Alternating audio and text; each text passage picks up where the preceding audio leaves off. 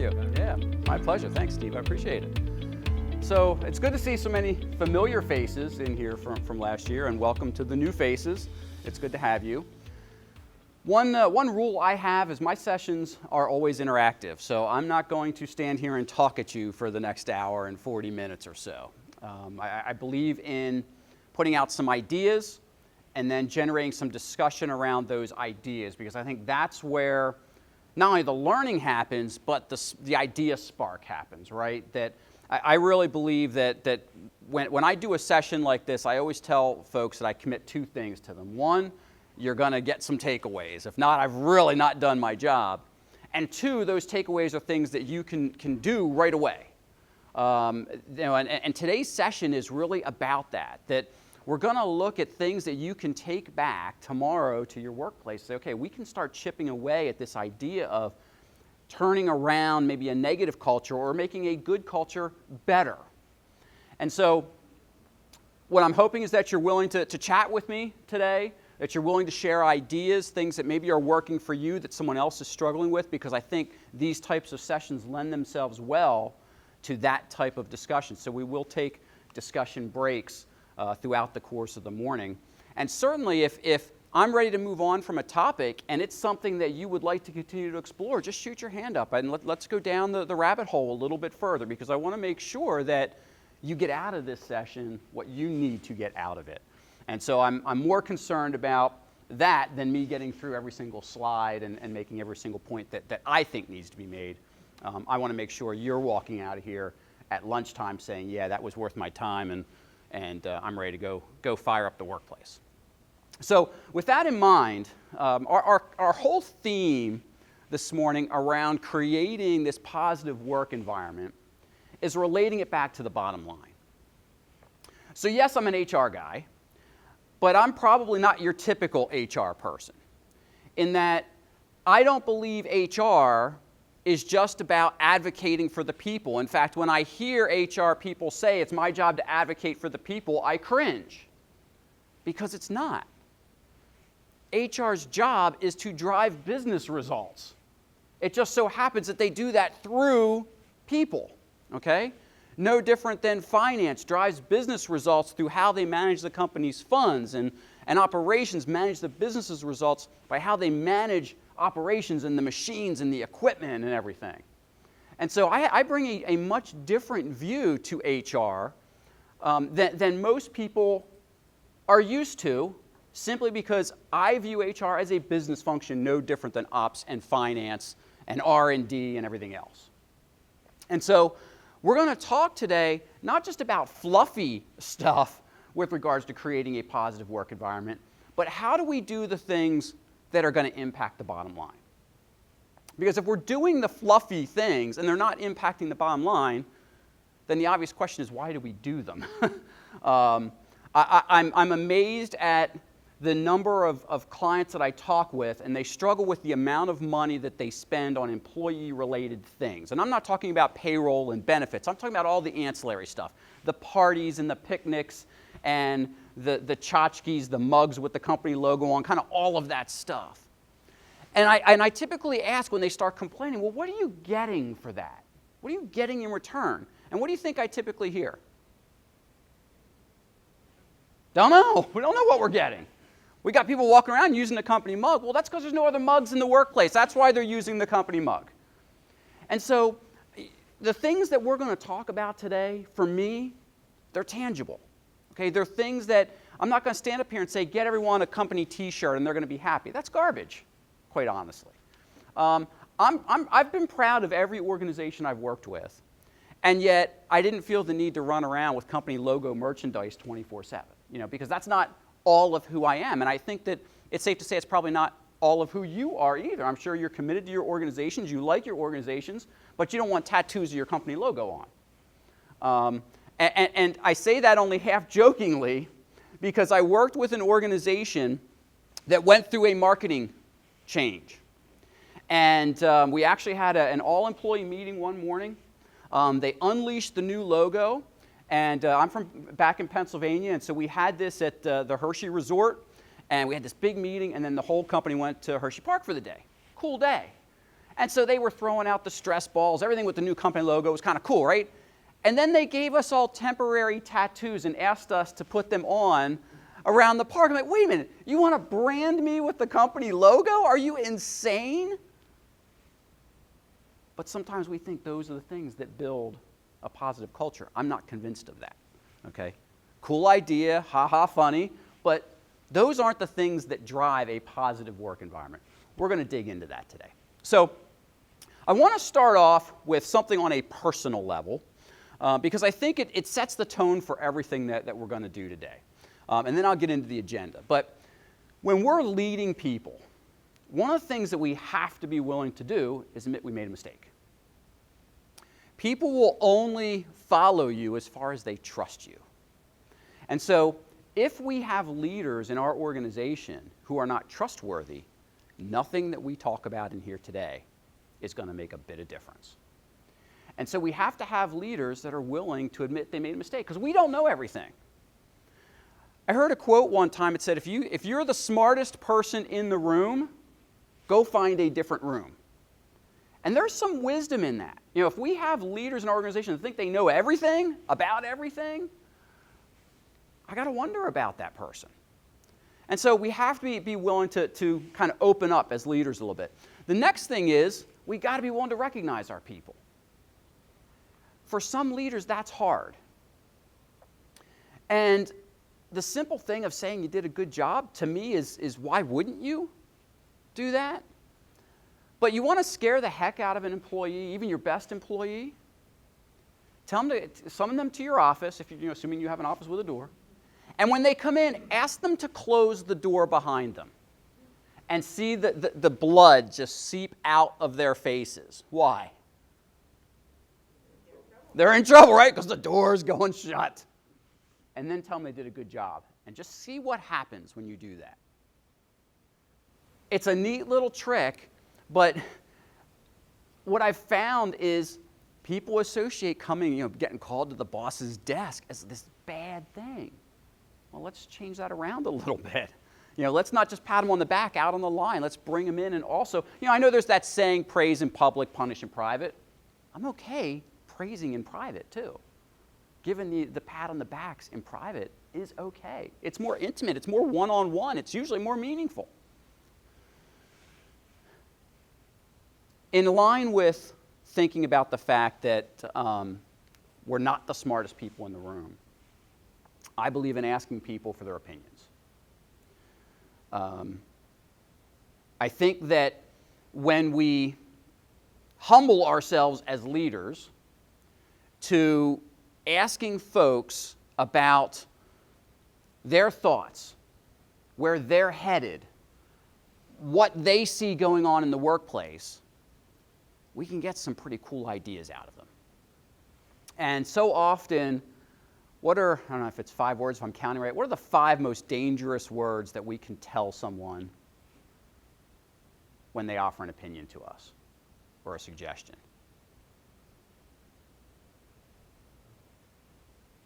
Well, no. We might have to say no, we might. But what's worse than saying no? No's okay if something truly is not going to work. No. Okay, that's bad. That's a bad one. A lot of times I'll get, well, that won't work. Okay, well, why not? Because we've always done it this way, whatever this way is. Dangerous.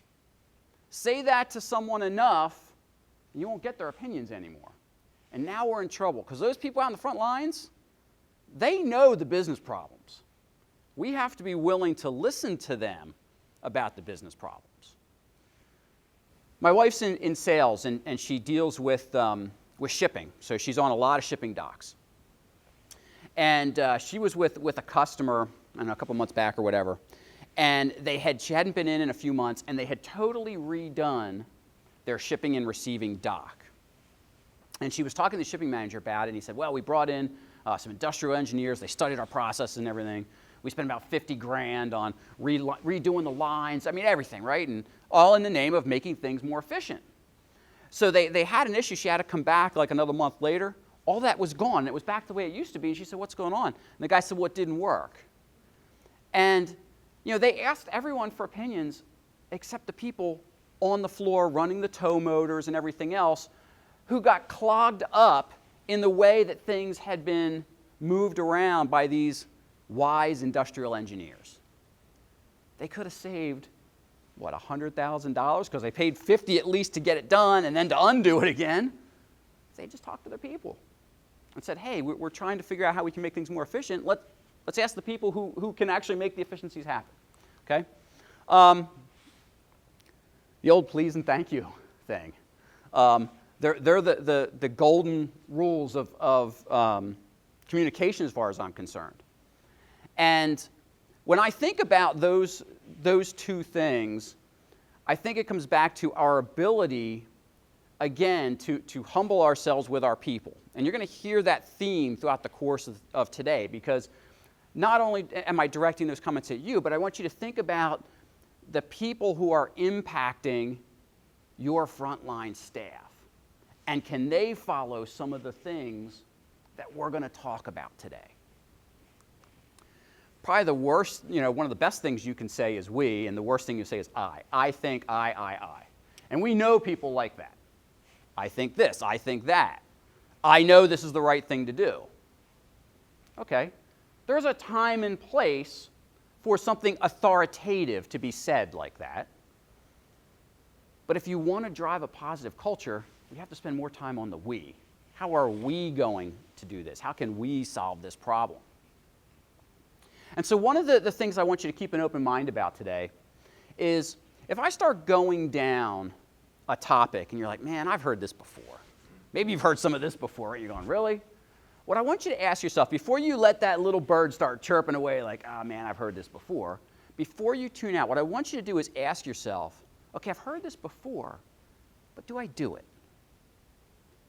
Because the biggest misconception about our own performance as managers is the gap between what we know we should be doing and what we actually do. And so, sometimes it takes us several times to hear something before it finally clicks, right? So, again, if we go down a path and you're like, yeah, I think I've heard this kind of thing before, shift gears and say, okay, well, do you do it?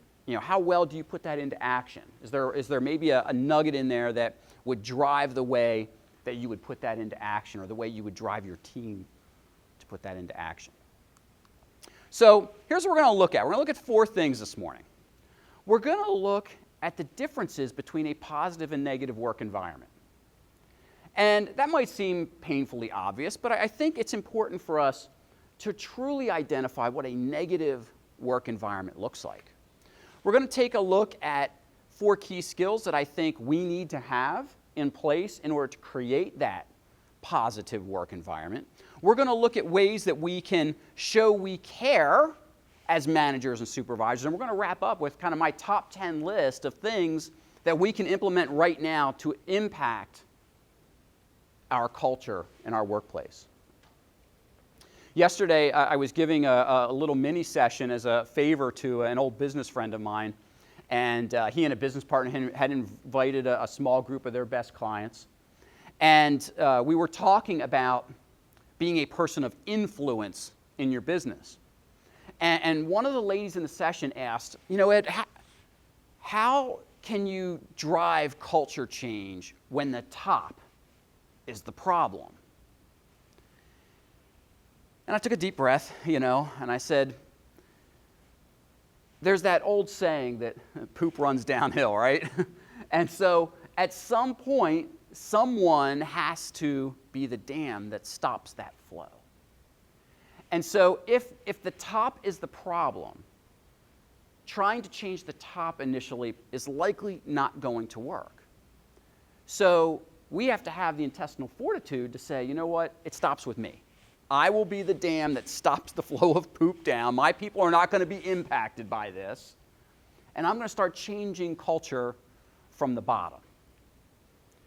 That's the only way to start pushing up and pushing against negative culture. Now, I'm not naive enough to think that that's going to happen overnight or that the culture is going to change in a couple years, because when the top is sour, it's really, really hard to turn anything around. But short of getting into how we can do it through getting through to them on the business results side, that's the best way to start. So again, I want you to think today in terms of, okay, maybe what's going on around you in other departments or what's happening in your businesses right now may not be as solid as you want it. That's okay. My hope is that when you walk out of here, there'll be some things you can say, okay, I can start changing some things now in the groups I'm responsible for, and I can bring some of these things back to my peers who can start doing some things. Then you start getting the upswell. All right, so take a look at this list. Shouldn't be anything on here that is surprising in terms of what makes up a negative workforce, okay? You probably have some segments of your business that fit this mold. Is there anything in your experience that falls into the category of a negative work environment that I have not listed up here?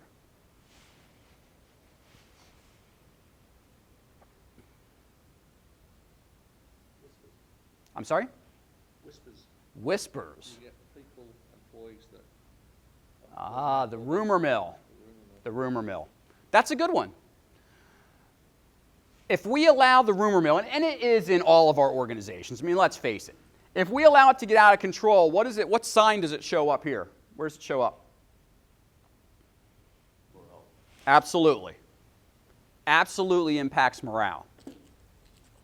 And so, when we hear things in the rumor mill, maybe they're not even business related. It's, oh, did you hear Rich is getting demoted?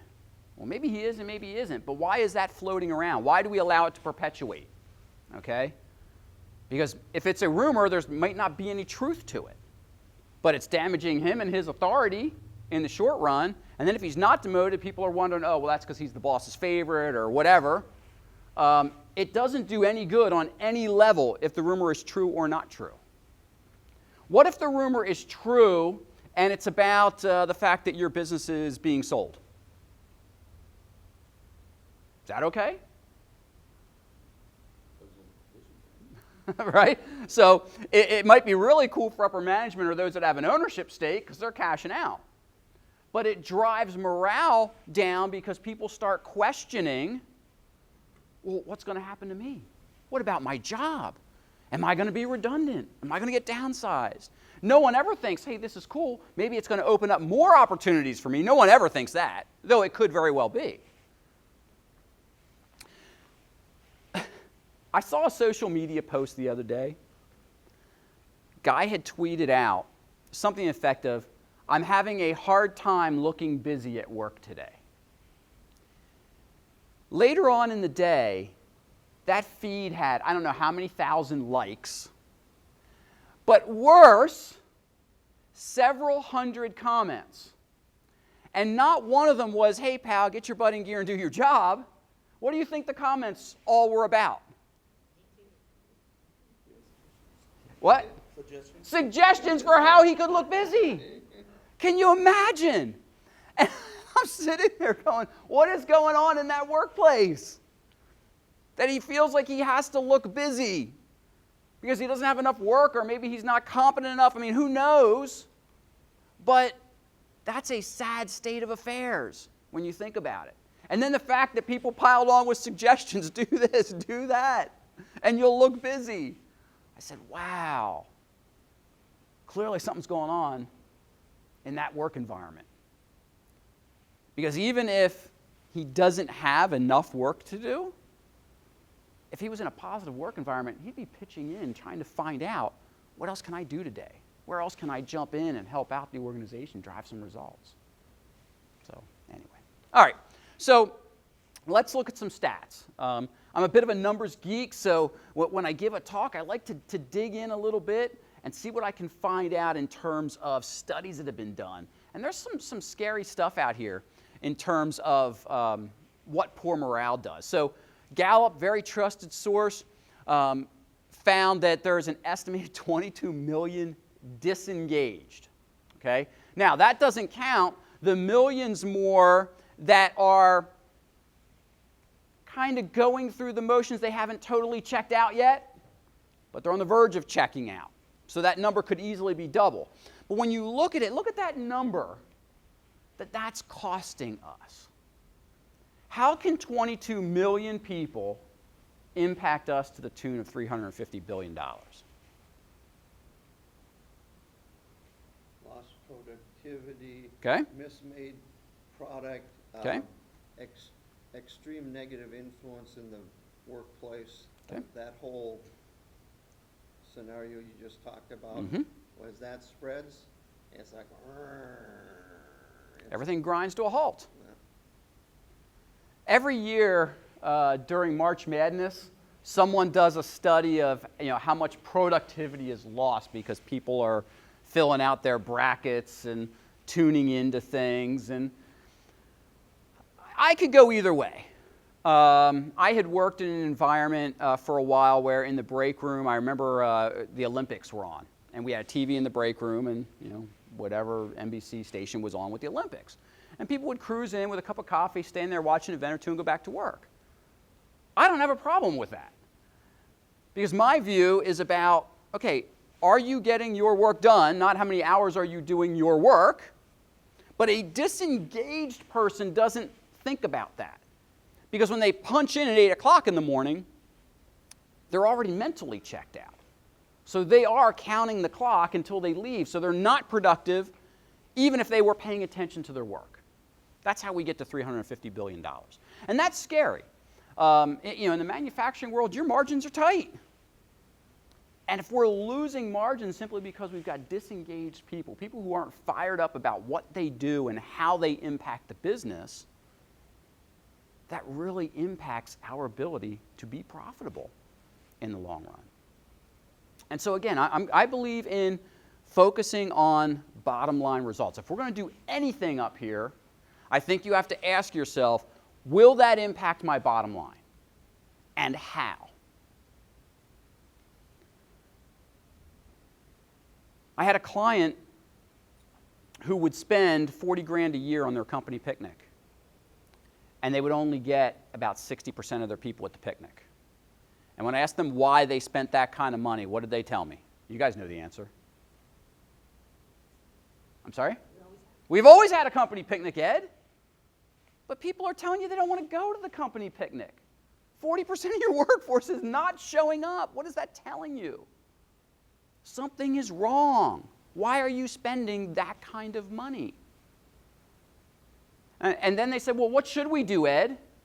What did I tell them they should do? Again, this is not rocket science. At least to me, it's not rocket science. Ask them. Ask them what they would like to see done as a reward. This isn't hard, folks. We sit in boardrooms and we talk about stuff that impacts our employees, and we never once ask our employees what they want. Here, we're going to offer you pet insurance because it's a nice perk. Meanwhile, none of our people have any pets. Hello? Why do we do this? This story's going back a ways, but I had worked for an organization that was recruiting, was an accounting type firm, so they were recruiting a lot of college grads. And my recruiters were coming back to me saying, Ed, we are at a disadvantage because we don't offer smartphones as a perk of employment. Okay? Now, I'd gladly give my smartphone up, but back then that was hey, this is an esteem thing, right? And I said, well, why is that? Well, all of our competition is offering smartphones. And I said, okay, well, what are we doing? And they said, well, they can bring their own device and we pay for it.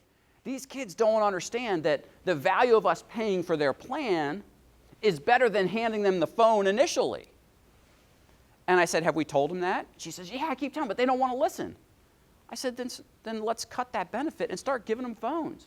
But Ed, that's not in their best interest. Don't care. They've told us, the candidate pool has told us what they want. Let's stop questioning it. So what if we've got a better deal for them? If that's not what they want, give them what they want. We started doing that. We saved money. We leveled the playing field again because we've got to say, yep, smartphone is a perk of employment here. Okay, great. doesn't matter if some of the things that we talk about are counterintuitive. It really doesn't. What matters is whether they work or not, and whether our people are going to get bought into these things or not. That's what really matters. Okay, so what I want you to talk about now, maybe just break up into 2s or 3s. How is poor morale impacting you right now? Just take a couple of minutes, jot a couple things down, share it with your friends, and then we'll take some stories. So this is what you guys committed to, that I wasn't going to talk at you for the next hour and a half. So go ahead and in small groups, talk about how morale is impacting you right now.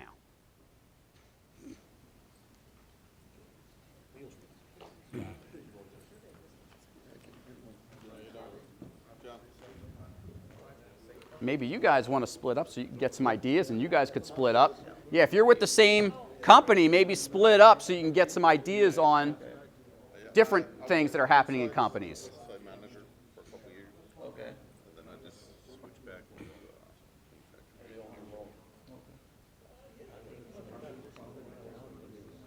yeah, I was seeing sites that were actually closed down.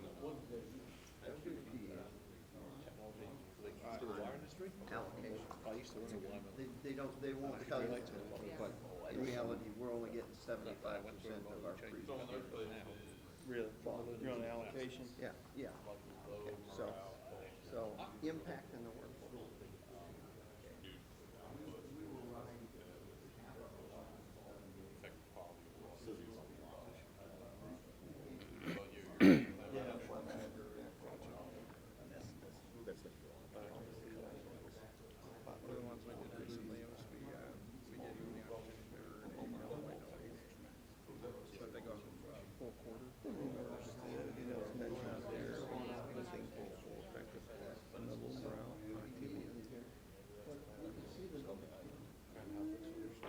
So what do you got?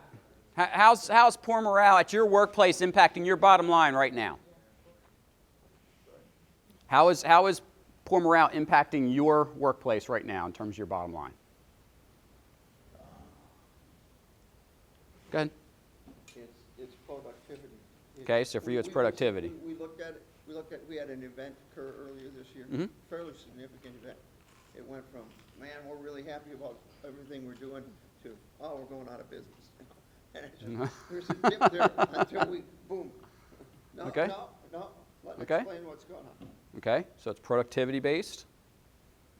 Anyone else? Ah, that's not unusual. There, I've seen studies that show a correlation between poor morale and our safety focus going down, and we start to see more accidents, more injuries, more near misses. Interesting. Cost of quality? Okay, sure, because folks that are disengaged are not going to be very detail oriented. Okay? So, you guys know these things. The question is, does the rest of the management team know what the impact of poor morale is on your bottom line? Because when I talk to a lot of business executives and we start talking about culture and morale, they think that's fluffy stuff. Like, oh, I don't want to worry about that. So I got a business to run. Yeah, you have to worry about it because you have a business to run. There are way too many studies out there to cite that show the correlation between a happy employee and bottom line results. And we can't make everybody happy. It's not about that. All we're trying to do is keep them engaged. And that's different than keeping them happy. We're trying to keep them engaged and believing in what we're doing and in their job. Happiness is a choice. Nothing I can do can make you happy. You have to decide to be happy, okay? But I can set up a workplace that keeps you engaged and providing you with meaningful work and rewards for doing a good job. That I can control. So when people say, I'm not worried about happiness, well, I'm not necessarily worried about it either. That's a personal choice. But let's talk about it in terms of engagement. Maybe then you'll get their minds twitching a little bit. All right, so you guys, I heard some of the conversation too. I think we hit everything on here in terms of, quality certainly impacts our customers. Absenteeism too. People that are disengaged, they're more inclined to say, heck with it, I'm taking off today. Just don't feel like going in, okay?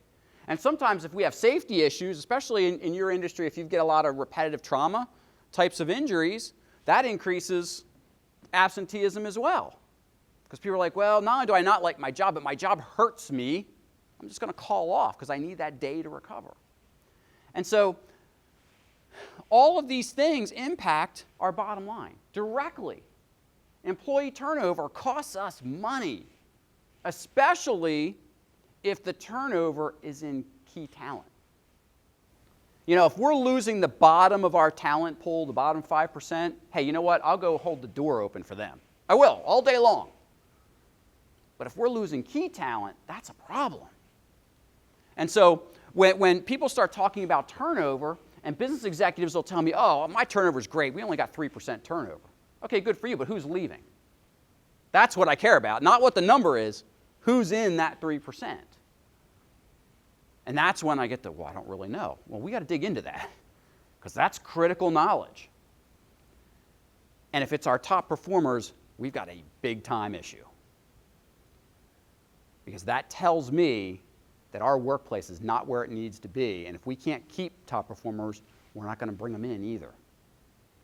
Now we have a tarnished employment brand, and now the downward spiral starts.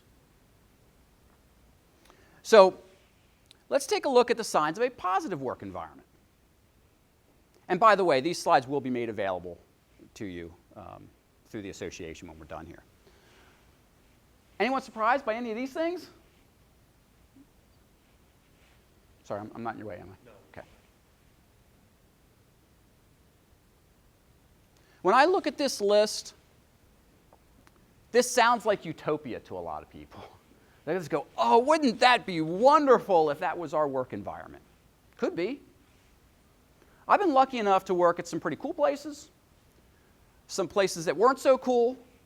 But in my consulting career, I unfortunately see too much of the dark side because people bring me in to help with that dark side. When things are going well, great, things are going well.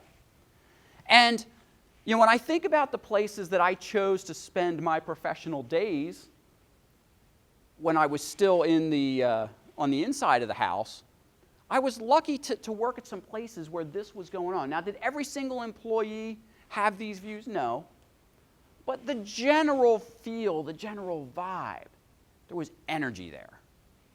That people had a sense of, this is pretty cool. I get treated well for the work that I do. I'm rewarded for the work that I do. My boss treats me fairly.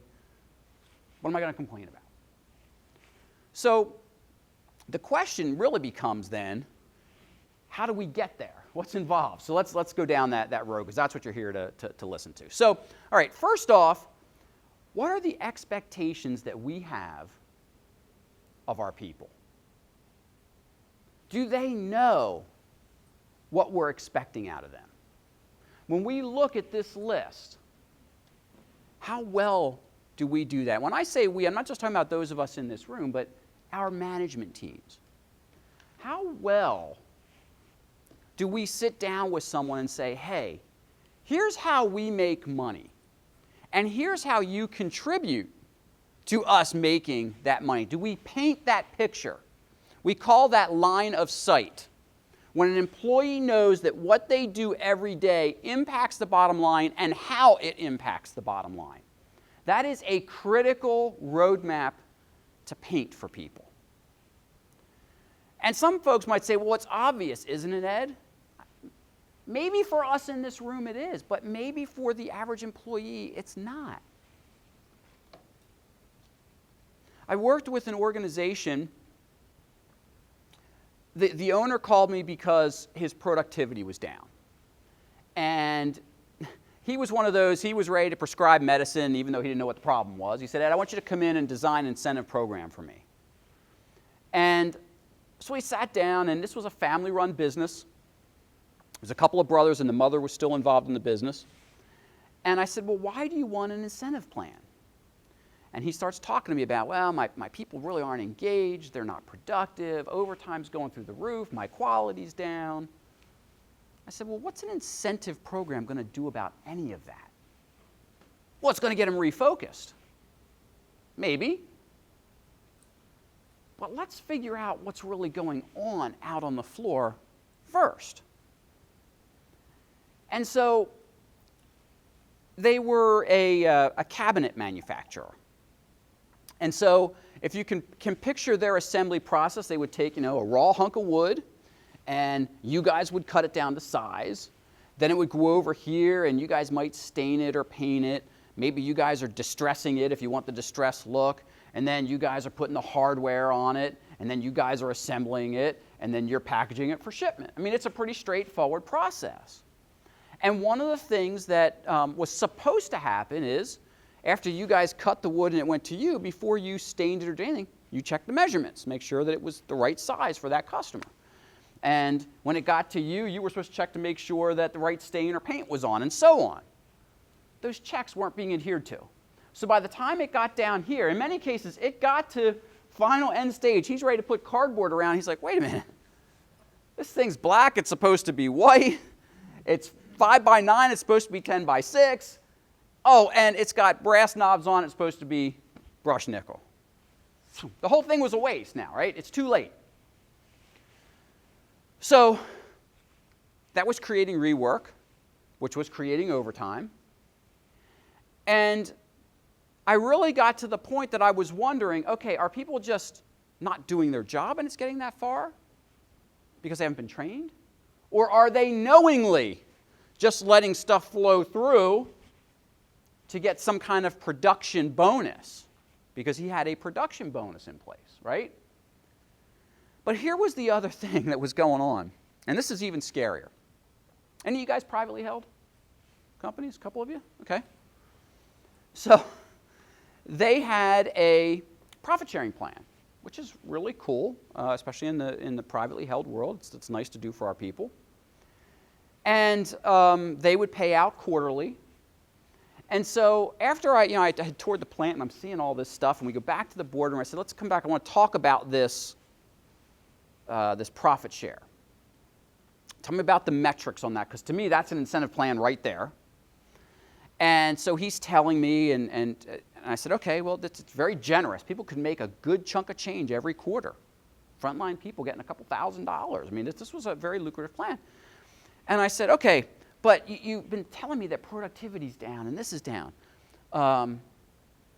When's the last time you made a profit? And they said, oh, like 2 quarters ago. I said, okay, so that's the last time then that people had a share. Oh, no, I gave it out each quarter. Well, wait, what? It's a profit share. Where did the money come from if you didn't make a profit? Maybe I'm missing something. Oh, we just dipped into reserves. What's wrong with that scenario?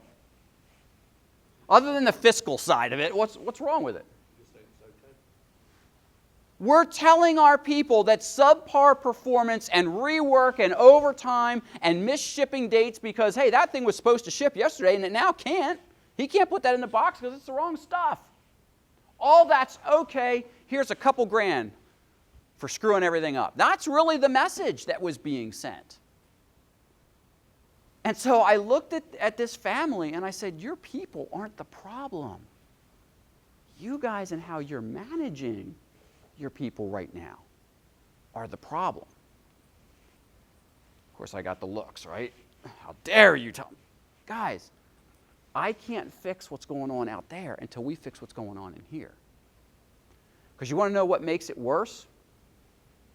Is that their entire profit share determination on what employees received it, not how much, but what employees received it, was predicated upon one item and one item only. Anyone want to guess what that one item was? Thank you. Attendance. So it didn't matter whether I put out a quality product or not. If I showed up every day and the company doesn't make money, I get a profit share.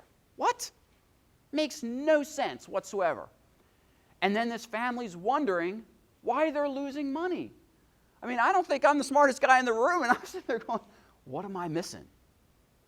This isn't rocket science, folks. And so we've got to state our expectations, and that's where we started.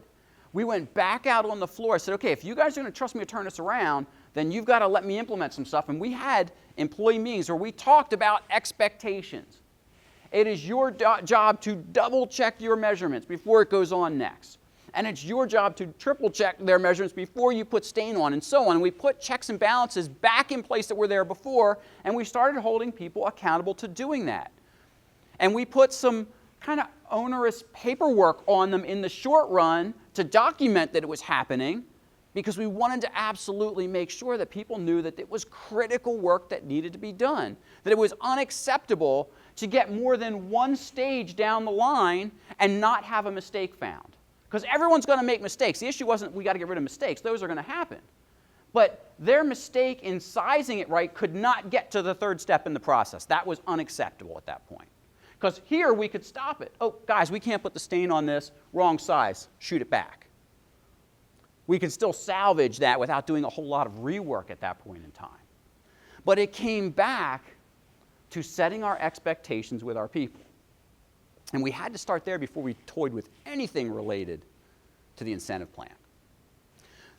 Next thing, and this one, when I see this problem, this is sad. Because I'm a big believer that we're only a true leader if we're adding value to the people that we lead. Because positional leadership, in other words, I'm a leader because I've got a title, I got so many stripes on my sleeve, that only gets you so far. That might get you a little bit of respect maybe, but it doesn't get you buy-in. No one follows you for the long term because of who you are. They follow you for what you stand for and what you are doing for them as a leader. Okay? And so when I look at this and I say, show interest in your team, to me, this is the easiest thing to do, I think. I was sitting with a business owner one time. He was in the textile business. And he was having some morale issues and productivity issues and things. And everything he was telling me in the meeting, I'm sitting there thinking, I wonder what's really going on, because it sounds like things should be okay. And so I said, tell you what, I'd like to have a tour of your facility. I'd like to, just get a sense. Let's walk around out there. He's like, great, I love going out on the floor. I said, great. He was full of crap. We got out on that floor. I saw heads go down. I saw people all of a sudden scattering to look busy. It was clear to me right from the start, this guy was not on the floor a lot, and when he was, what was probably breaking loose.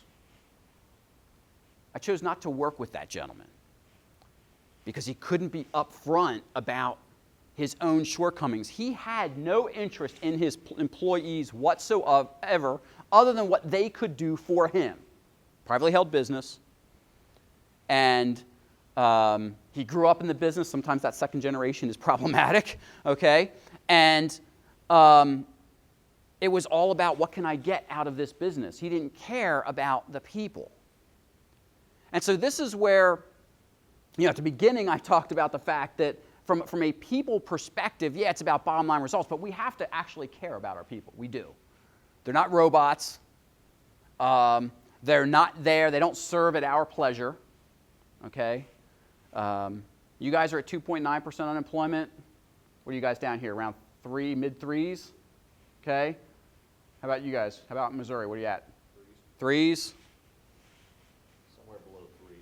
Below, okay. Twos? When unemployment is that low, it's a wonderful thing from an economic standpoint, but it makes doing business really hard, doesn't it? It's hard to find talent because we're just pulling that talent from other people. We're not pulling them off the unemployment rolls.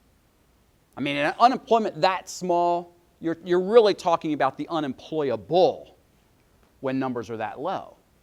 And so if we don't show interest in people, they're going to go somewhere where interest is shown in them. And that's not a millennial thing. People say, oh, these millennials. No, that's garbage. We all want to know that we're cared for, don't we? Would you hang out anywhere? I mean, we've got a mix of generations in here. Would you hang out anywhere you weren't valued? Probably not for very long, and certainly not in this economic climate. We can job hop all we want right now. And in many cases, write our own ticket, write our own offer. So we do have to, as managed people, care about our people. We've got to show an interest in them. That's the only way they're going to follow us. When we lay out the vision of the organization, the only way they're going to follow us is if we add value back to them. That's when we get the buy-in. That bleeds its way into an encouraging work environment. That's a little bit different than what we've talked about so far, okay? I think fun is okay in the workplace. You have to have fun. So often we make work a 4-letter word, because it is a 4-letter word, right? But work can be fun. Life is too short to not have fun in what we're doing.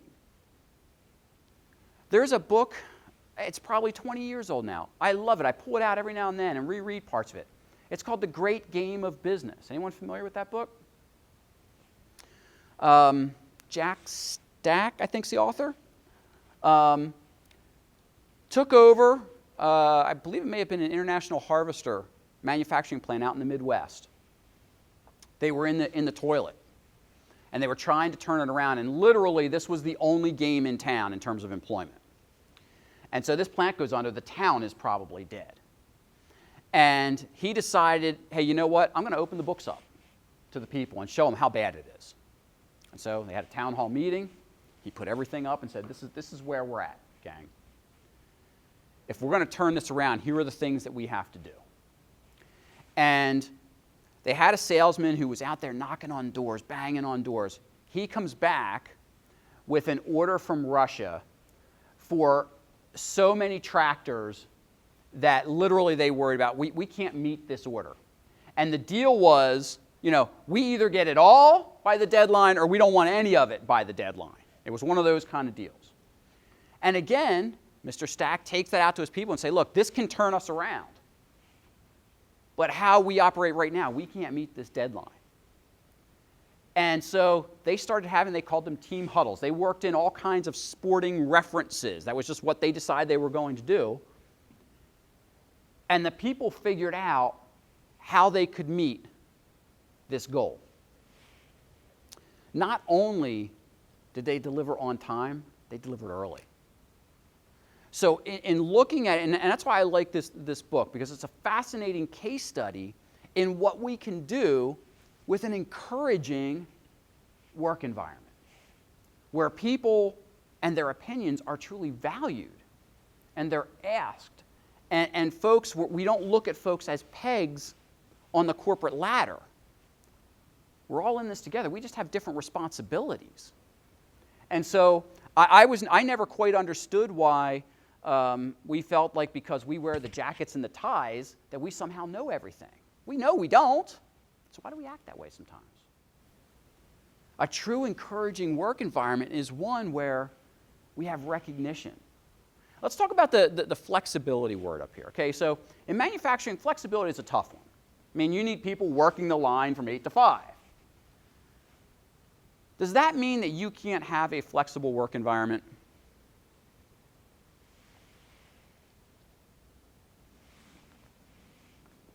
Why not? Because you need people there from 8 to 5, but there's different ways you can manage that to have shifts covered and to have you just have to be able to work it Exactly. and to be able to think creatively about it. Sorry. I am a big proponent of flexible work environments, in whatever that means in your terms, whether that's flexible time coming and going, whether that's working remotely, what have you. I mean, you guys know being here in Atlanta, everyone I talk to, well, without traffic, it's a half an hour to get there. With traffic, it's an hour 15. So the friend that I was telling you about, he leaves the office every day at 3:30 because he can be home by 4 o'clock, and he can knock out another hour and a half of work. If he leaves work at 5, it's an hour 15 for him to get home. Why would we want our people wasting their time like that? And so he's fortunate enough, I mean, he's in sales, so he's coming and going all day long anyway. But I talk to way too many executives that say, well, we're in manufacturing and I can't have my assembly line people coming and going. Yeah, I get that. But the problem is the follow-up, well, since I can't let them do it, nobody can do it. It doesn't make any sense. Our people out on the front line get the fact that they've got to punch the clock, they've got to be there to run the machines. They get that. But that doesn't mean that our professionals shouldn't have a flexible work situation, that as long as they're getting their work done, they can work from anywhere. I get real disheartened by that, because the reality is one of the biggest perks that today's generations, and you know, I'm an Xer, so I'm right behind the boomers. I'm no young pup anymore. I would never work someplace that did not offer flex time, flex work, remote work. I would never do it. Because with today's electronics, why do we need to go sit at a desk? In many cases, we don't. And when I talk about remote work and flexibility, who do you think are typically the people that don't want it the most? What profession does not want flex time the most? I have, you hit the nail on the production. Okay. Most of our production people, they want stability. Mm-hmm. And, you know, we have one guy who famously, he's our top performer. In fact, he got an award at the company banquet this winter for being outstanding performer. But when we're slow, he'd rather stay home. He just does not like, he doesn't want like idle to go time. paint. He doesn't want to go paint the machine. He doesn't like it. Yeah. So we've got a dedicated employee. Why would we ruin that by saying, no, you're going to come to work and you're going to paint the doggone machine? Why would we do it? We do that to people all the time. Now, that's work that needs to be done. Someone's got to do it, right? Okay. Typically, the people that fight me the most on setting up flex work, remote work situations is the HR profession. I told you I'm not an average HR person. The average HR person drives me nuts, because when I challenge them on it, all I hear, well, we don't know if they're really working when they're at home. Yes, you do. Are they getting their projects done? Are they responding to people? Is business flowing? Then they're getting their work done. Why do we pay people? To get work done. Do we pay people to punch the clock for us? No, punching the clock is a function of, in an hourly workforce, managing their time so that we can pay them properly. We pay people for results.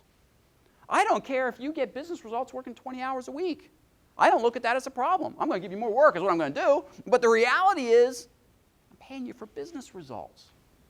So let's treat our people like the professionals that they are and expect results out of them. I was down in Louisiana last month giving a talk at an HR conference, and we got on the topic of remote work, flexible time. And so, you know, I had a couple hundred HR people in the room, and this one lady's adamant, I can't trust someone enough to know that they're working if they're not here. I said, well, did you hire the people? She goes, absolutely. I said, so why did you hire someone you can't trust? Because that's really what you just admitted. You hired someone you can't trust. Why would you do that? And she just kind of sat there and looked at me. I'm like, but she had nothing to say to that. There's the problem. When we say, oh, we don't know if they're working, so we got to get them here so we know they're working. You're essentially telling that person you don't trust them. You have already killed yourself in terms of getting any kind of respect and productivity out of them. It's already done at that point. All right, the next thing that I want you to do is, again, break up into those small groups and take a look at this list. Are there things that maybe you're not doing right now that you could incorporate? And just jot a couple ideas down, share them with one another. Or maybe you're doing some of these things and you've seen that it actually works. And share that in the small groups, and then we'll take a couple ideas.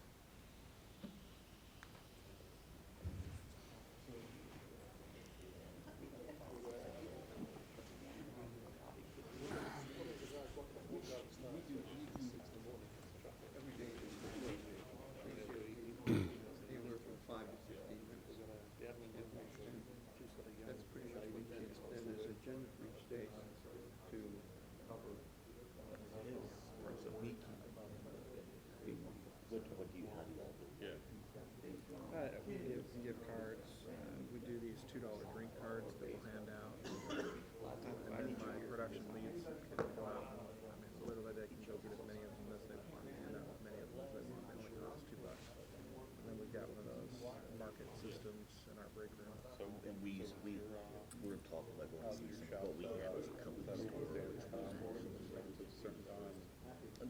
Yeah, they think we're here in the shop.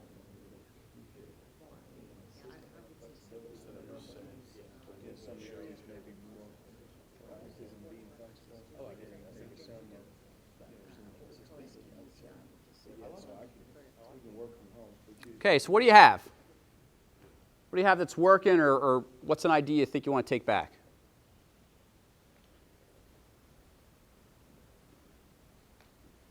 Cameron, you said something I thought was kind of cool. So we do, I actually tell my production leads, I force them to hand out at least 2 gift cards a month. And then we do, You mean little gift cards like this? yep. You drink coffee? We do drink cards as well. Do you drink coffee? I don't drink coffee. You don't drink coffee? Do you like other Starbucks stuff? Sure, I'll take one. Thank you. It's not hard. That's the simplest thing. I don't know what value's on there. A couple dollars. Doesn't cost us much. Didn't, cost me much to give him a card, and he can go get, if he's not a coffee drinker, a tea, soda, bagel, whatever, right? Doesn't cost a lot to do that.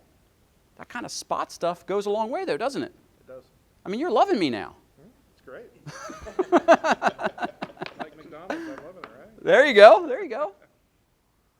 So gift cards are kind of cool, especially if it's something that people like. Now, giving someone I don't know, a card to get gas in their car when they ride their bike to work every day, that's kind of silly. But you got to kind of match it up a little bit. But yeah, what else? We actually, just think of it, we let anybody use a company cars, Anybody can use a company car. even at weekends if they want to go. Nice. Take the boat somewhere or whatever. Nice. Okay. Oftentimes I get questions like, "Oh, we've got a company truck, and Joe wants to use it to move. Should we let him use it?" I don't know. Is there risk that he's going to crash and burn the company car? Yeah, there's risk there. What are the odds that's going to happen? Is it the right thing to do? Everything doesn't have to be about liability all the time. Does that create liability, letting people jump in the company car? We've had a couple of things, but then the flip side is we have the wall of shame, which is on the laughter side. Okay. So if you do something, you're up there. Ah, so my one daughter is in banking, and she actually works for a very good friend of mine, so it's an interesting scenario. But she sent me this picture the other day. They were all just talking at break about what their spirit animal would be, right? And so she sends me this picture of the spirit animal wall, and of course you've got cheetahs and eagles and all this stuff up there. And then now my buddy, who's their manager, was not involved in this discussion, okay? And for those of you who are maybe animated movie fans, or if you have kids, you will know this reference. But they got all these real life animals, okay? And then there's a picture with my buddy's name under it of Sid the Sloth from Ice Age. And poor Sid talks with a lisp, and he's not the brightest bulb. And so I'm laughing about this, and I said to my daughter, "Oh, you just gave me such good fodder for the golf course and for going to the pub and everything." and she goes, "Oh, no, I didn't mean to do that." So I don't tell Mike that I know about this, right? And we went out golfing the other week, and we were getting, and I filled out the golf card, and I had Ed and I had Sid on there, right? And so we finished the first hole, and he's driving. He's like, "Who told you?" Right? I'm like, "Well, who do you think? You can't do anything because now I own you, and I have the picture to prove it." It was all in good fun. He's like, "Yeah, the rest of them, they all had real animals, and they were cool, and I get a lisping cartoon sloth. What's up with that?" I said, "I don't know. Maybe you need to look at yourself." But what was cool about that is it wasn't done meanly. They were having fun with the guy that they respect, and because he makes the workplace fun for them, and to me, that's fun and laughter. And yet so often, what do we do in business? "Oh, we got to work, keep your head down." I remember early on in my career, I was never much, I should have seen it when I was 20, I was never much of a corporate kind of person. And I worked for UPS in my early days, button down, dark suit, tie, the whole bit. And I mean, I was always kind of a laid back person. And I had bosses telling me constantly that I was immature. Like, I'm not immature. I just don't need to feel the need to be serious all the time. I mean, that's a drag, being serious. Emotionally for me, that's very draining. So how can we have fun in the workplace? Just with the little things. I'm okay with the March Madness pools and those kind of things. You know, any of you Game of Thrones fans? People watch Game of Thrones, okay? There was a pool put out before this season. It was a March Madness style pool that you could fill out to see who's going to capture the Iron Throne. I mean, how cool is that, right? People are talking about this stuff anyway in the office around the water cooler. So why not have a little bit of fun with it? I don't know. I think some of this stuff seems so easy to me, and I wonder why people have such a hard time with it. Okay. The recognition for good performance is sort of along the lines of that. But how often do we truly say, thank you for a job well done? Truly say it. There is a website out there, baudville.com. It's BAUDVILLE, baudville.com. And it's all kinds of employee recognition stuff that's inexpensive.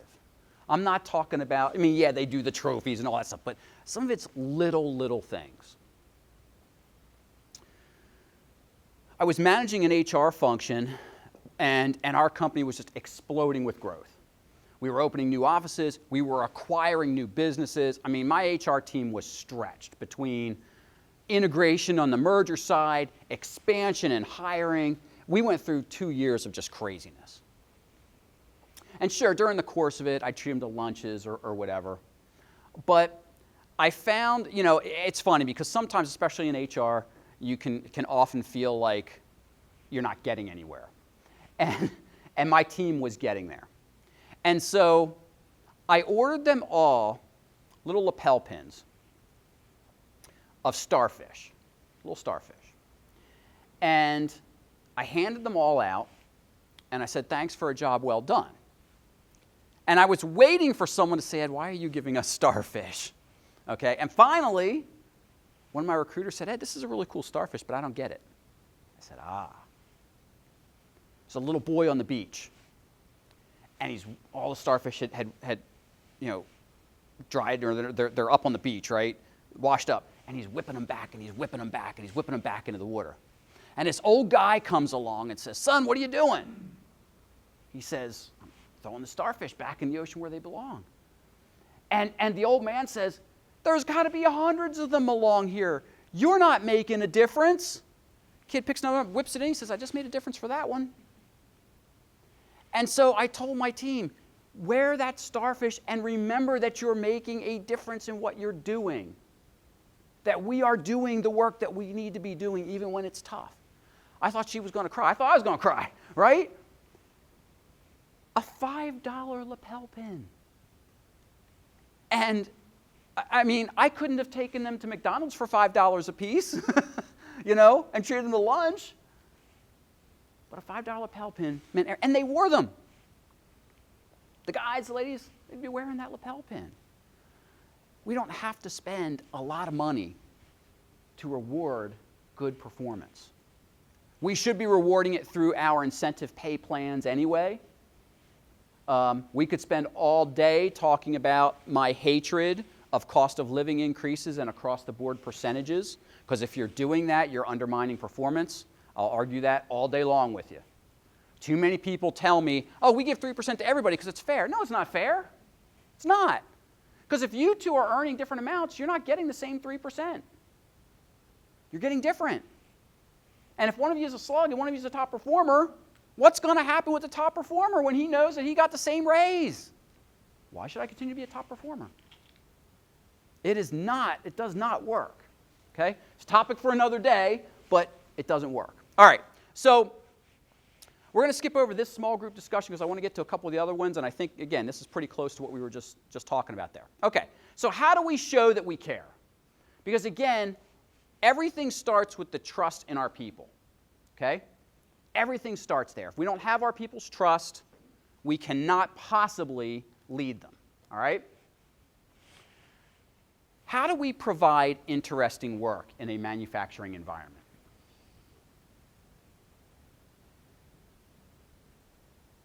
Yeah. One thing that our people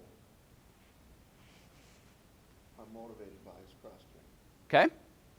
It means that they can do something else. Of course, there's some incentives because they get there's pay type of, but the people who are cross-trained just seem to be the most engaged people.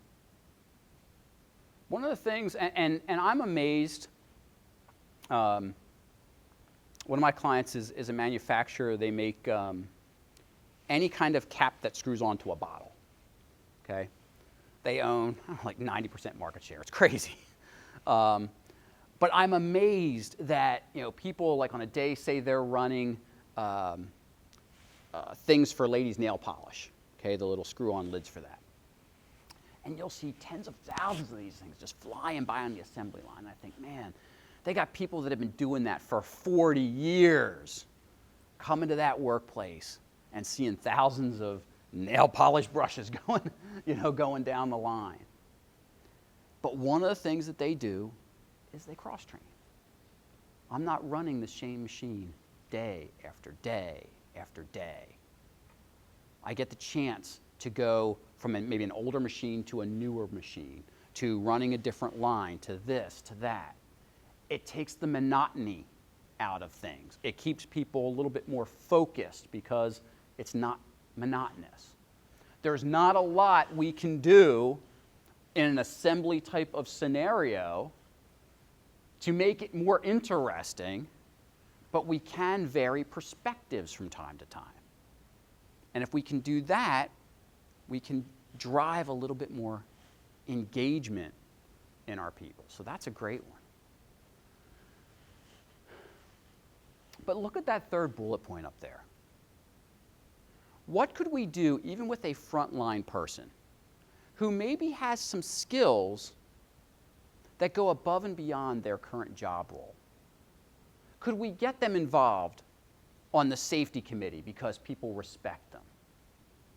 Could we get them to lead a focus group on new ideas of we're going to redo the assembly line and we want to change something up with that? Could we get them to lead that focus group?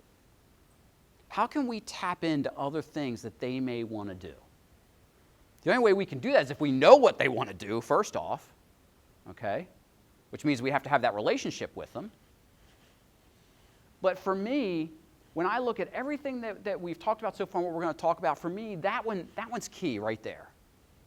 How can we build our people up? That's adding value to someone. Saying, I recognize that you've got some skills that we're not using and I want to make an attempt to use them. Let's do that. Okay?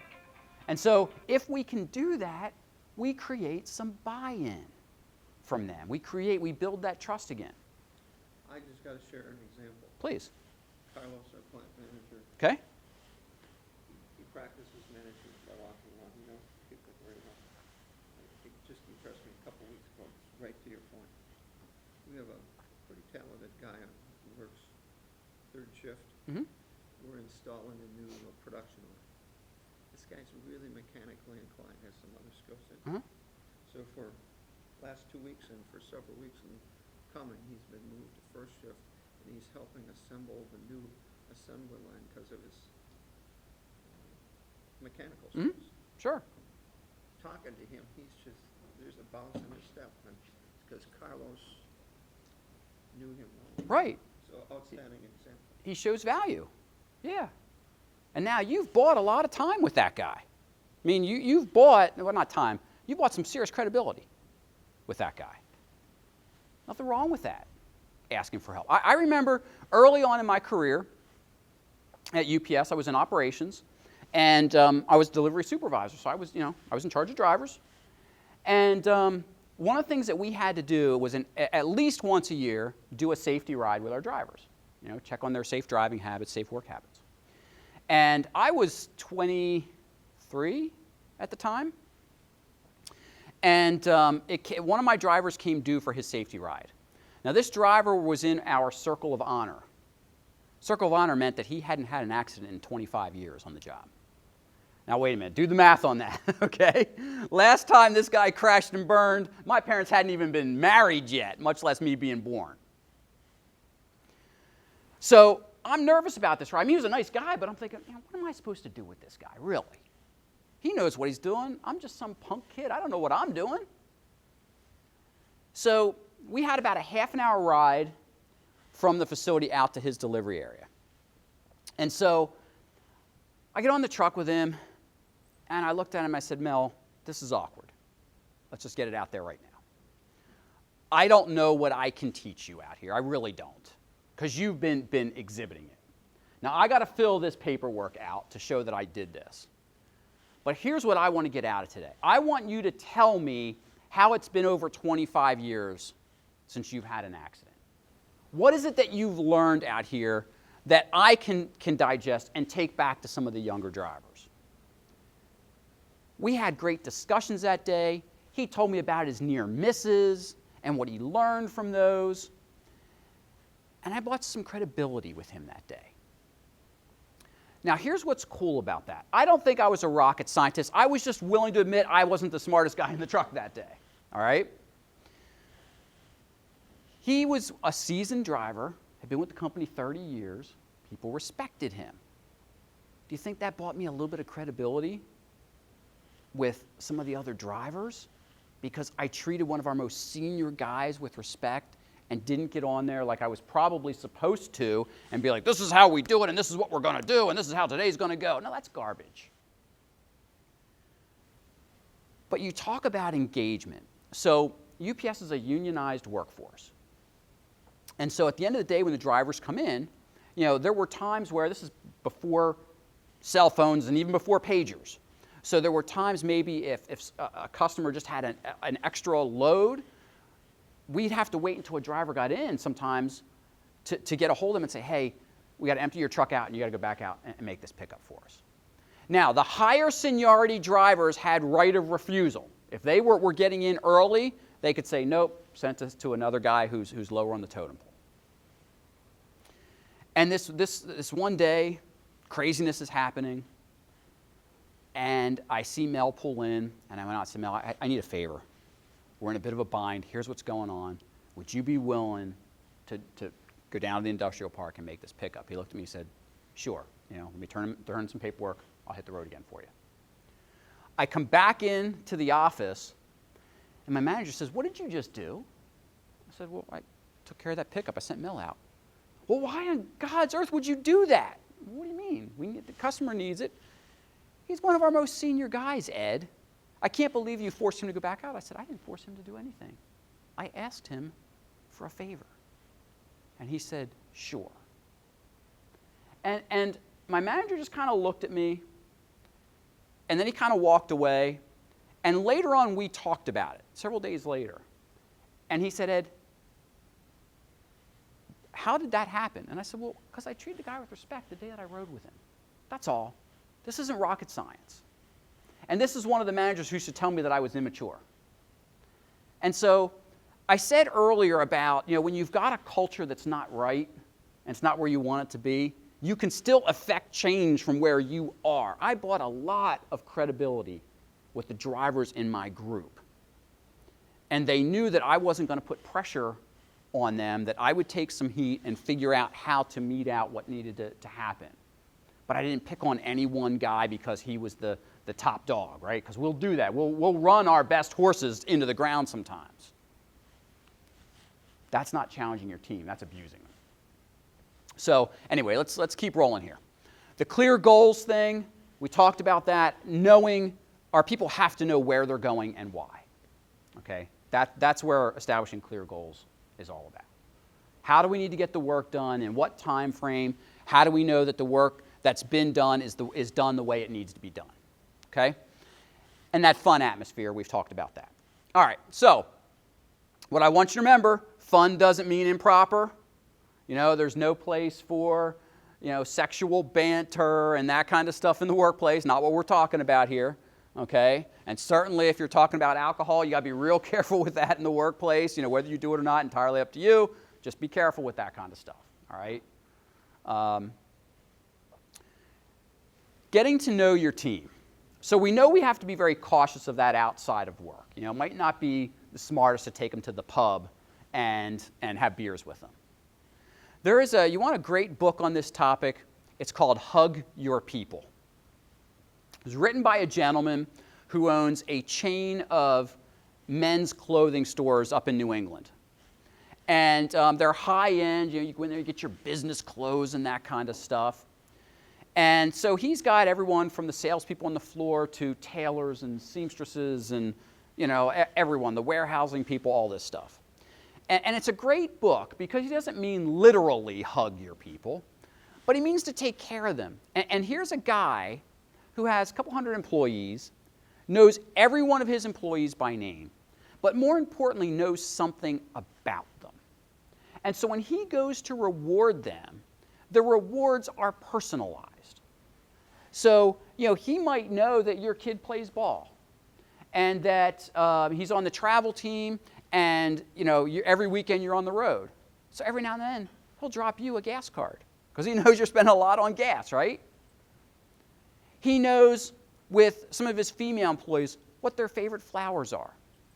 So if he's going to reward them, he knows that Susan gets roses and not daisies because those are her favorite kind of thing.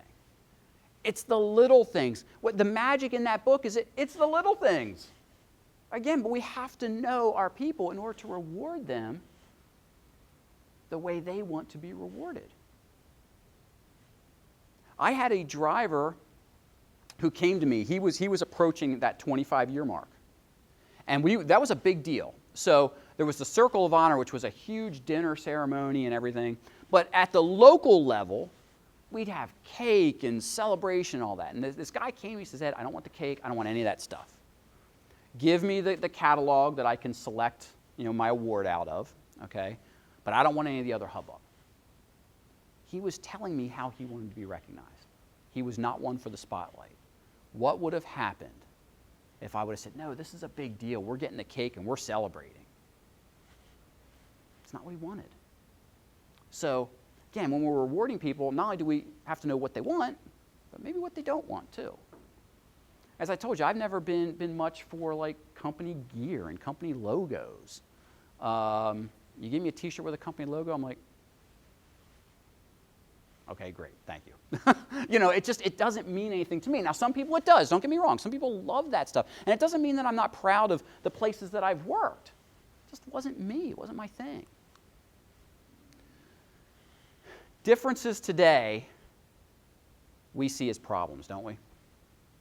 You look different than me. You think different than me. You come from a different background than me. We're so quick to point those differences out.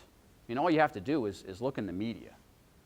Express a view in the media, and you will get blasted for it, will you not? What's that? Doesn't matter how simple it is. So you heard I'm a Ravens fan, okay? I think it was 2 years ago, there were rumors out that we were going to bring Colin Kaepernick in for a workout. I made a mistake. I posted out on one of the feeds, I said, wouldn't it be ironic if he came to play in Baltimore? A guy who won't stand for the national anthem playing in the city where the national anthem was written. It's an observation, right? It's not a condemnation of Colin Kaepernick or what he stands for. Just an observation. What do you think happened? I was a racist. I was a bigot. I'm like, wait a minute. I'm just making an observation. We're so worried about what makes us different that we fail to look at the things that make us the same. And that we can celebrate these differences. It's okay that we're different. Life would be boring if we were all the same, quite honestly. One of my best friends, I think back years ago when we started hanging out, used to drive me nuts because he only drank one kind of beer, and it was a mass-produced beer. I'm not even going to name it. It's not worthy of being named. And I said, dude, if you're going to hang with me, you're going to drink real beer. You're going to try these different beers. He laughs now. He won't go back to mass-produced stuff, okay? And he's like, Ed, I was so bogged down in that one beer and I was afraid to try anything else. I said, isn't difference great? Now, we go out to the pub, and if we have a couple of beers, he doesn't even order the same beer twice. He's like, well, I got to try this one, and I got to try this one. Differences are awesome. And not just with beer. Differences amongst all of us. Some of you are international. Some of you are different parts of the country. Big corporations, small family-owned entities. We can still learn from everything that's going on. But we've got to foster this. And so this one I want you to take a couple minutes. How can you, what differences exist in your workforce that are positive? Because you could rattle off the negative ones in a heartbeat, but what's positive in your workforce right now about the differences that are present there? And how does that help you run your business? So go ahead and chat about that, and I'll be curious to hear what you have to say.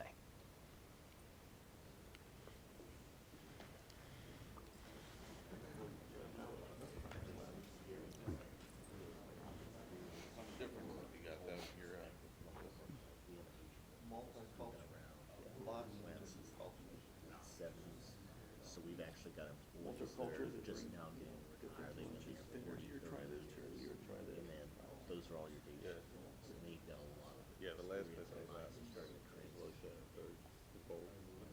diverse culture. It's very unique. Call some fighting.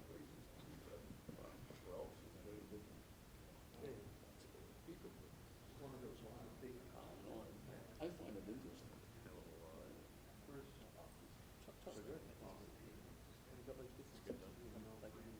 a different challenge. If you don't want mentality in the group, they will come like financially interested. We finally got still use the questions.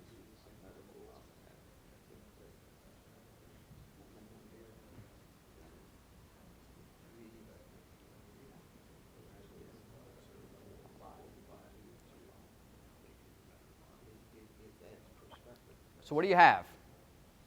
What kind of differences do you have that are cool? Age. That's a good one, right? Especially if we can use that from a mentoring standpoint. That's what we were talking about, is experience gaps. We got guys that are 20, 30, one guy 40 years. Mm-hmm. Using them to pass down information and document the information, not make it tribal. Right. Utilizing that in a positive way. I mean, that's a great way. If you have someone that has been with you a long time and you're looking to make their work interesting, I'm a big believer in peer level training. I mean, why not let them train? Why does it got to be a supervisor? I don't know. I don't think it has to be. Maybe they want to use, maybe that's a skill set that they have. I heard something cool over here. What do you guys have? Bunch of different cultures. That can cause friction, but it can also be pretty cool. One of my clients has 7 different primary languages represented in their workforce. That's crazy when you think about it. 7 different primary languages. Now, makes communication very difficult, okay? But they've been able to embrace that. They're a produce distributor. They deliver all kinds of produce, right? Tomatoes, bananas, oranges, you name it. They got a diverse product pool, and they do some pretty cool things with isolating cultures with foods and especially fruits and produce that are associated with that culture. And they'll do little lunch type things because they have a cafeteria with an executive chef, which is really awesome. And they'll do that. They'll say, okay, well, they'll bring some people in from one of those cultures, say, okay, let's talk about this.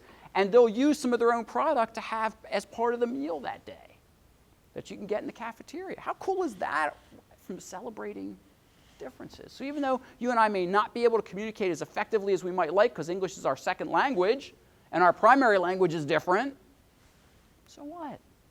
We're still human beings. How about you guys?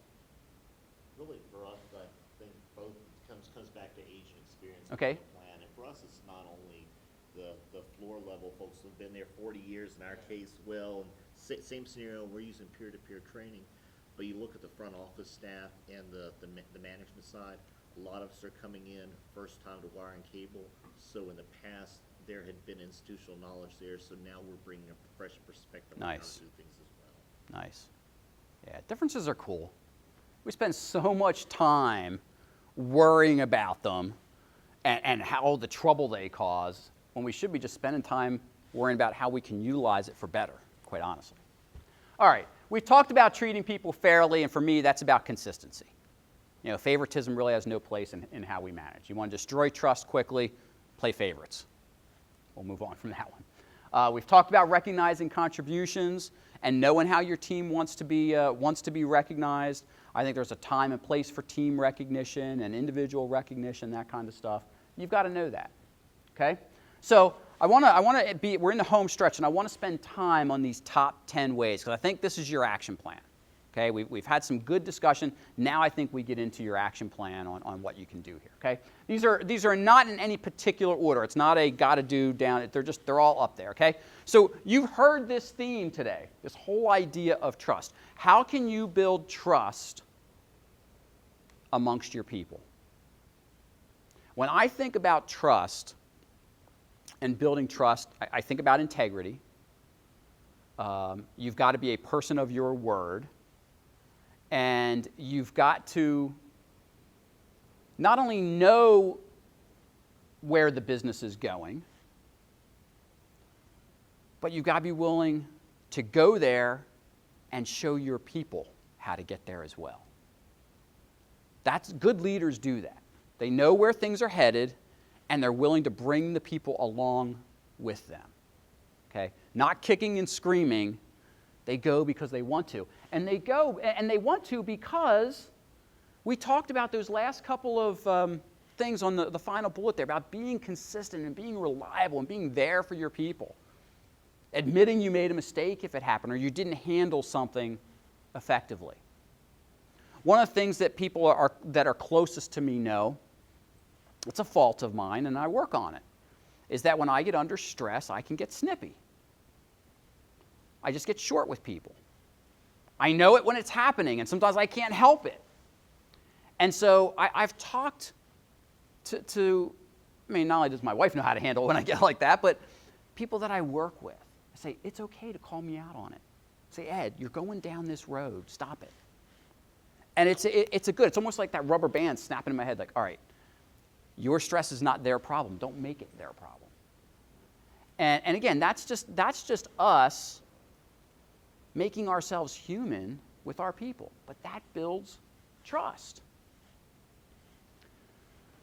So think about 3 ways you can build trust in your team, and go ahead and jot those down. I'm going to keep rolling, but that's a little piece of homework right now, is to list 3 things that you can change about you and how you manage that can help you build better trust.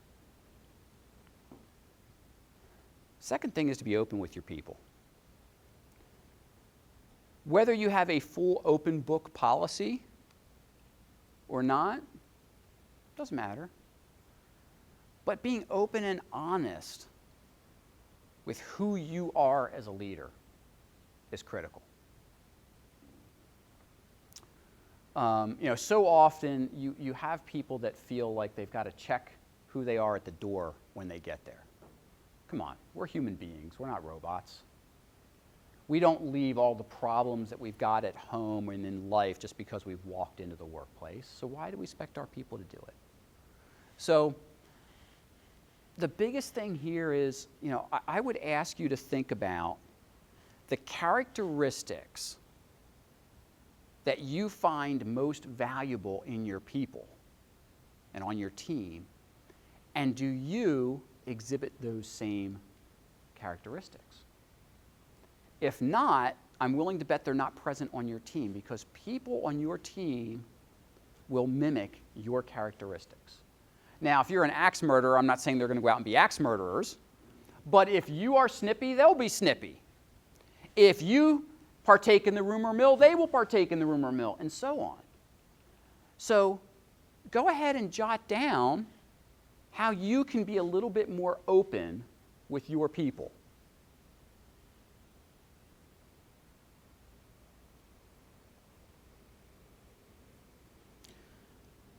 I tend to be a rather private person at times, and I had a family situation I had to deal with last month.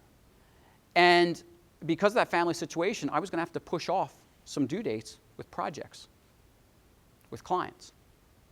And so I took a chance and I opened up and I called the client and said, look, here's what's going on and I need to deal with this personally. And it's going to cause me to be a week late or whatever it was on your project and on our delivery date. I got no pushback from any of my clients. I didn't make up some BS reason. I didn't, kill myself. Every one of them said, for goodness sake, Ed, go get that taken care of. The business can wait. All I did was, and I think that says something about the relationship that I strive to get with my clients. But I took a chance and I opened up. I could have, been my typical private self and said, no, they don't need to know that I got, personal issues, because who wants to air dirty laundry kind of thing. And I obviously didn't say everything that's going on, but I'm like, hey, I've got a couple things and I really need to get these addressed for my family. And you know what? I was able to do that. I was able to attend to those affairs, and then I could work on the things I needed to work on with them with a clear head, and it didn't hurt the relationship. So it's okay to be open with people when the time is right and when the situation presents itself. You will get whatever you expect out of someone. If you expect mediocrity, you'll get it. You expect greatness, people will strive to meet that. When you build that trust in someone, man, and I've seen this happen. I've seen people run through walls for their leaders because of what they believed in. And they believed in that leader so much because they expected the best out of them. So often we send the message, well, that's really not your job, don't worry about it. What we've told them essentially is don't be your best. Don't think about things that aren't in your area of responsibility. That's silliness. Who knows where the next great idea that could change your business will come from? Expect the best in them. I've got a client that for the last 20 years, this has been working for them. They call it their Gotcha program. And it is a peer-nominated thing where if Carlos and I are working together on a project and he makes my life just awesome through the course of the project, I can write him up and throw him in the Gotcha box. Now, his boss cannot write him up, only peers can do it. And there is so much integrity in the program, it has never been abused. There's no like, hey, Carlos, if I write you up and you write me up, we'll both get points for that. That's a good. There's none of that happens. It doesn't happen. And because it's peer-driven, you talk about expecting the best and getting the best teamwork, those points can be added up and saved for all kinds of awards. And none of it is company tchotchke stuff. It's gift cards, it's movies out, it's go out to your favorite restaurant, that kind of stuff. And it's amazing what it has done in this environment that needs to be very team-based to get projects done. And how people genuinely recognize each other. And what has now grown from that is that's how they also begin to recognize their Associate of the Year. It's not necessarily the person who got the most points in the Gotcha program, but traditionally it's someone who's in the top 3 because they recognize it doesn't matter what management thinks is going on, it's what the team thinks that's going on and who's performed the best and helped them the most. So again, jot down a couple ideas on how you can better express to your people what they're capable of doing for you. That you expect more out of them because they're capable of doing more.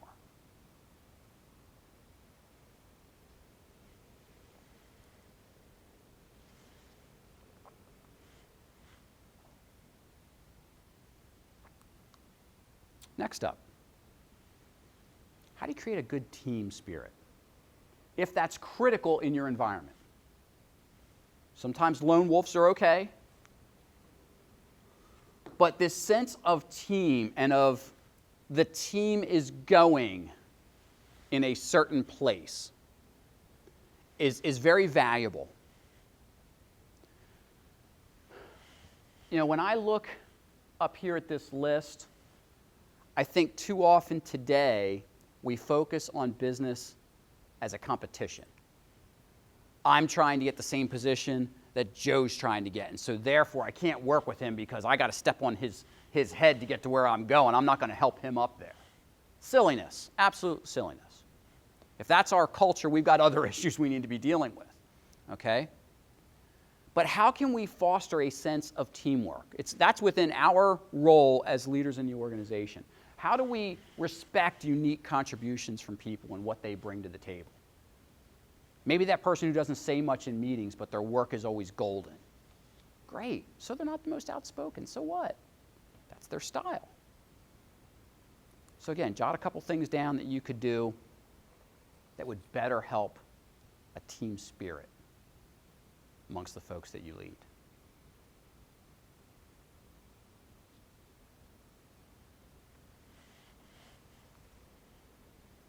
And it may be, tied in with some of the recognition stuff you just jotted down as well.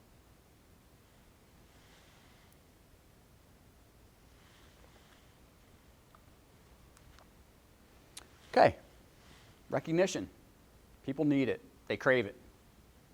Even the simple things, as long as you're sincere with it.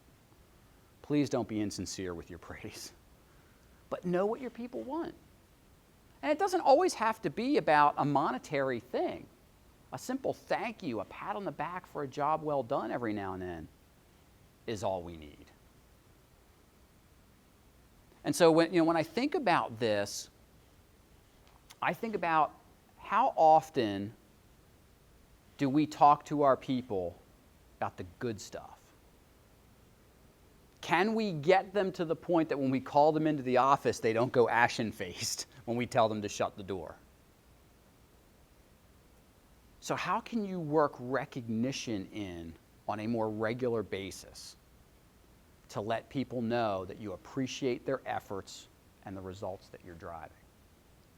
And you can jot a couple of those things down too.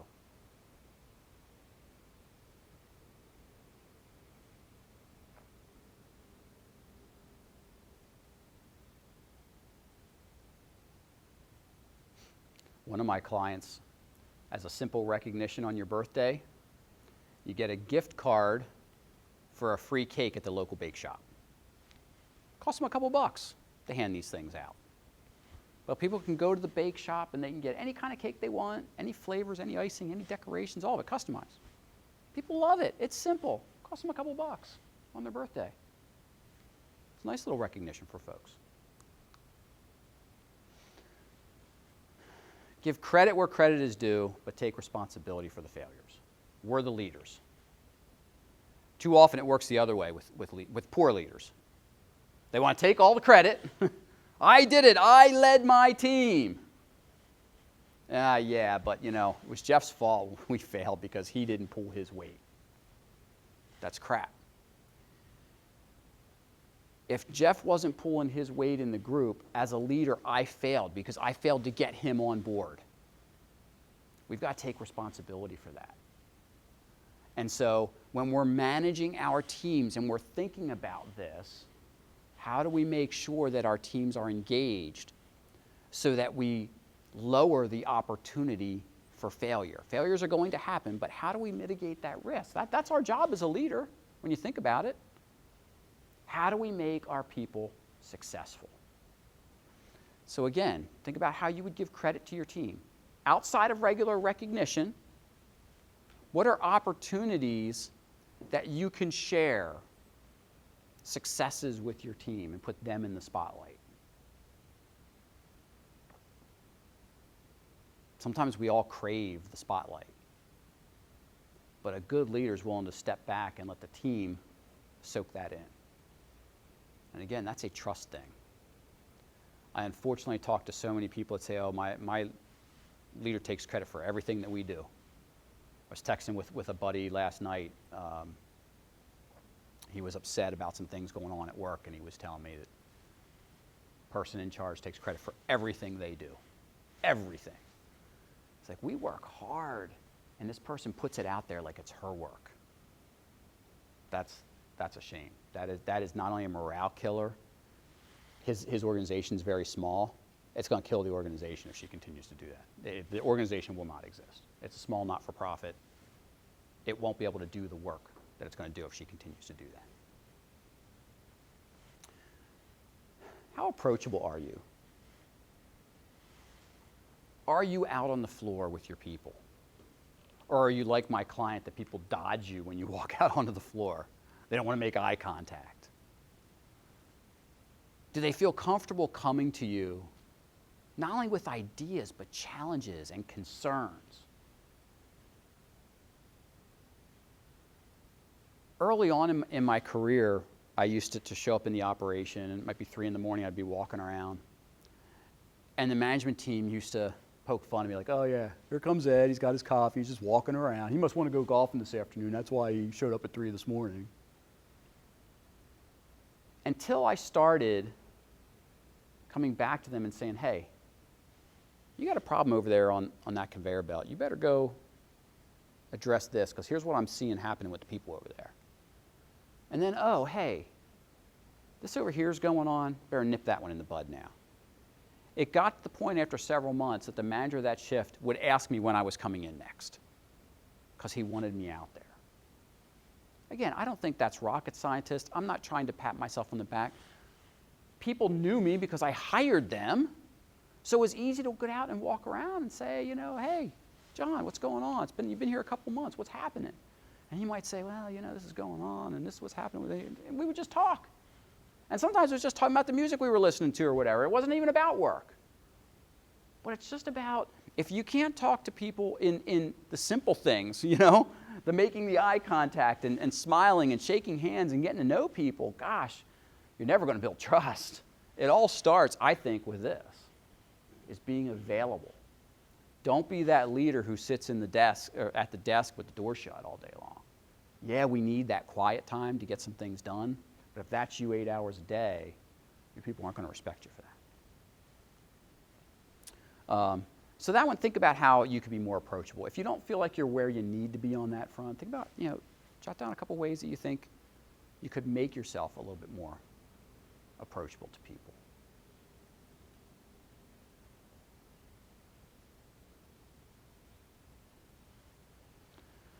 Number 8, think about your physical environment. This is probably the toughest one. What is your physical environment like? I mean, not all workplaces can be, you know, spiffy clean and bright and daylit and all those kinds of things. Some of the work that we do is dirty. It's just the nature of it. I get it. But then what does your break area look like? Where do your people hang out when they're blowing off steam between shifts, over lunch, during break, whatever? Do you have a place where they can get outside and get some sunshine? Is your break area or your cafeteria clean and neat so that the dirt from the work environment's not in there? What kind of food options do you have?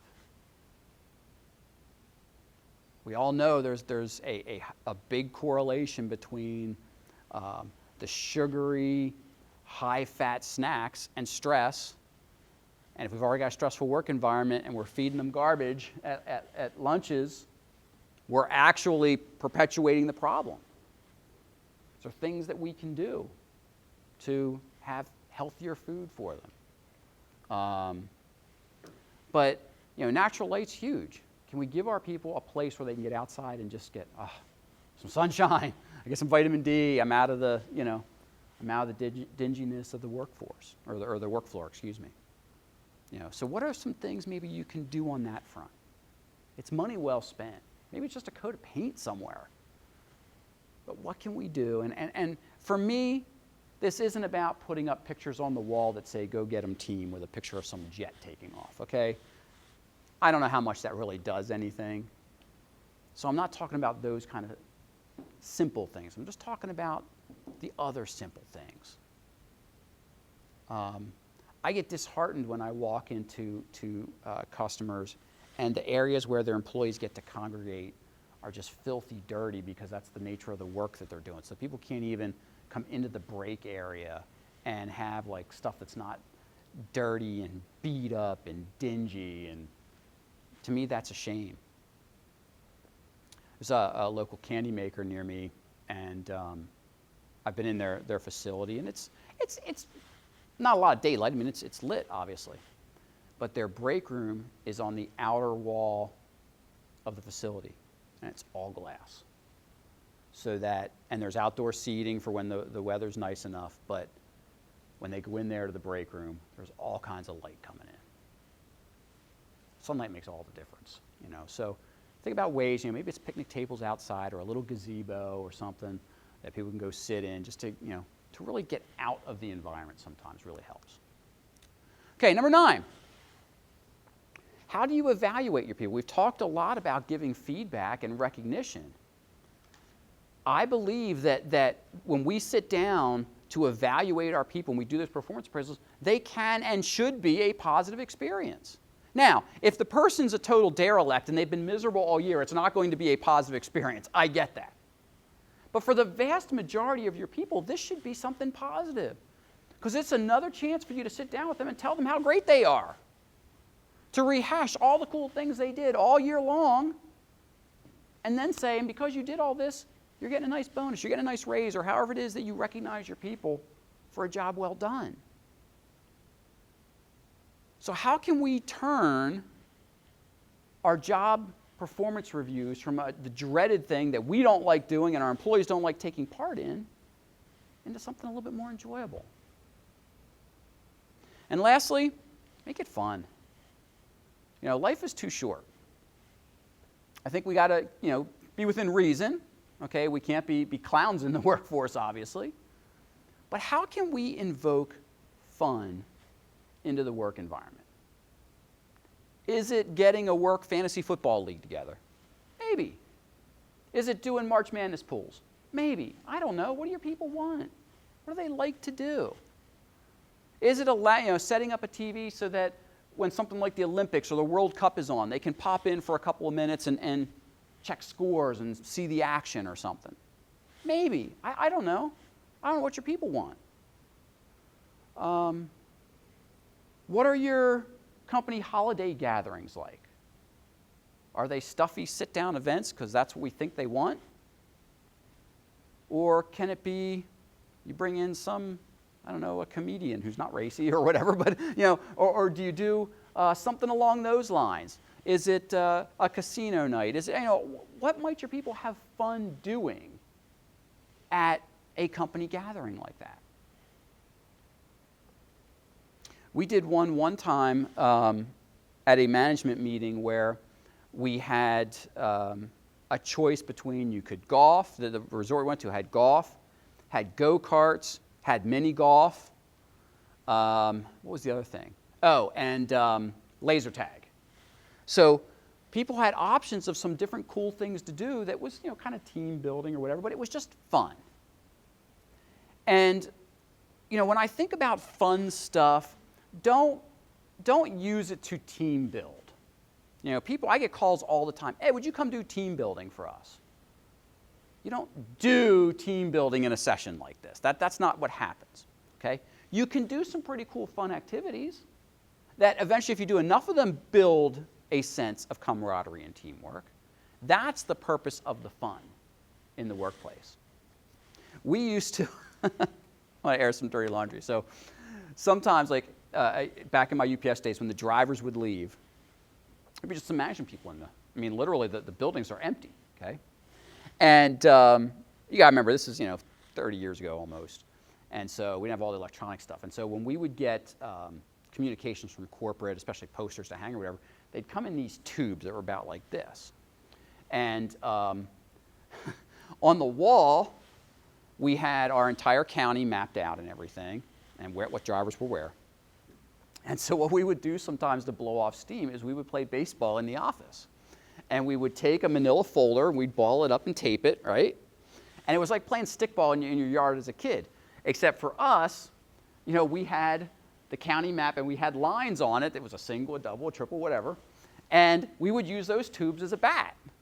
And you'd have to sit in your office chair, and the 4-drawer file cabinet was here. And if you didn't swing and it hit the one drawer, that's a strike, And we would play baseball in the office to blow off steam sometimes.